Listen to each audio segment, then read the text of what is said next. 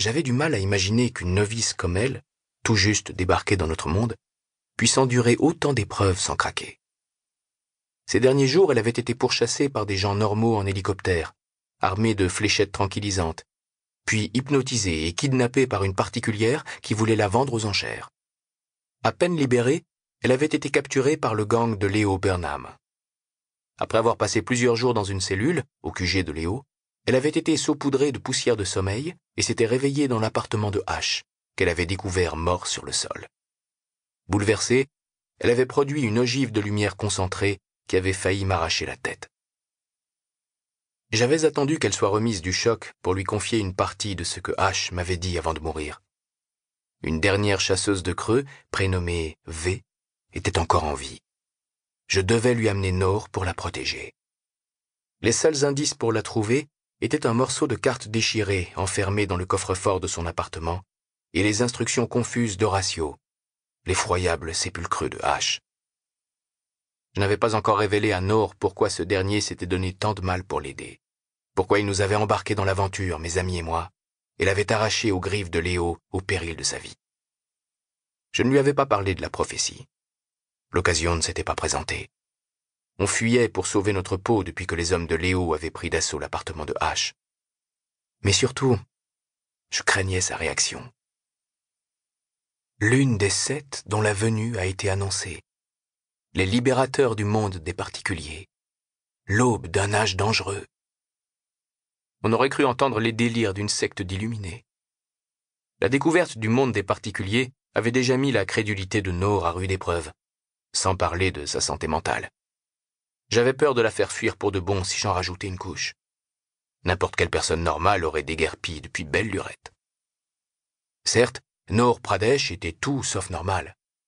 Elle était particulière, et elle ne manquait pas de cran. Elle s'est penchée vers moi. « Où va-t-on après » a-t-elle chuchoté. « Tu as un plan ?»« On quitte New York » ai-je répondu. « Comment » a-t-elle demandé après un bref silence. « Je sais pas. En train ? En car ? » « Oh » a-t-elle lâché, déçue. « Tu ne peux pas nous transporter ailleurs par magie ? Avec un de tes portails temporels ? » « Ça ne fonctionne pas comme ça.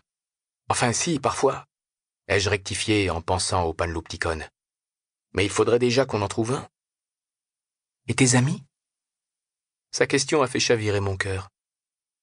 Ils ne savent pas que je suis là. Et même s'ils le savaient, ai-je ajouté en pensée. J'ai senti ses épaules s'affaisser. Ne t'inquiète pas, ai-je dit. Je vais trouver une solution. En temps normal, j'aurais sollicité mes amis, en effet. Ils auraient su quoi faire. Ils m'avaient toujours soutenu depuis que j'étais entré dans leur monde, et sans eux, je me sentais perdu. Mais Ash m'avait recommandé de ne pas ramener Nor aux Ombrunes. Et surtout, je n'étais plus aussi sûr d'avoir des amis. Du moins, pas comme avant. L'opération commando de Ash, dont j'avais pris le relais, risquait de saboter les efforts des Ombrunes pour rétablir la paix entre les clans rivaux de particuliers. J'avais certainement entamé de façon irréparable la confiance que mes amis me témoignaient. Nous étions donc seuls. Et mon plan était très simple, pour ne pas dire primaire. Courir vite, bien réfléchir, compter sur notre bonne étoile. Et si on ne courait pas assez vite?